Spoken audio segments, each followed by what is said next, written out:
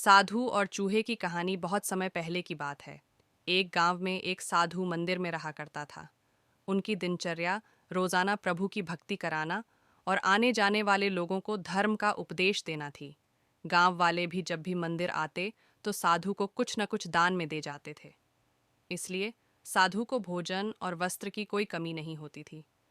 रोज भोजन करने के बाद साधु बचा हुआ खाना छींके में रखकर छत से टांग देता था। समय ऐसे ही आराम से निकल रहा था, लेकिन अब साधु के साथ एक अजीब सी घटना होने लगी थी। वह जो खाना छींके में रखता था, गायब हो जाता था।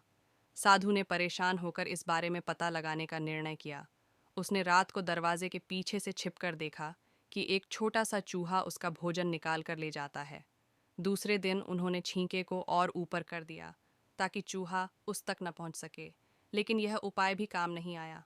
उन्होंने देखा कि चूहा और ऊंची छलांग लगाकर छींके पर चढ़ जाता और भोजन निकाल लेता था। अब साधु चूहे से परेशान रहने लगा था। एक दिन उस मंदिर में एक भिक्षुक आया। उसने साधु को परेशान देखा और उसकी परेशानी का कारण पूछा, तो साधु ने भिक्षुक को पूरा किस्सा सुना दिया।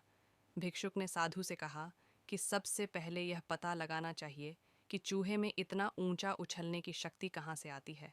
उसी रात भिक्षुक और साधु दोनों ने मिलकर पता लगाना चाहा कि आखिर चूहा भोजन कहाँ ले जाता है।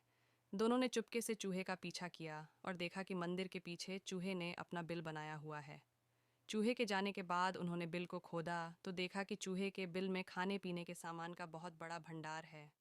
तब भिक्षुक ने कहा कि इसी वजह से ही चूहे में इतना ऊपर उछलने की शक्ति आती है।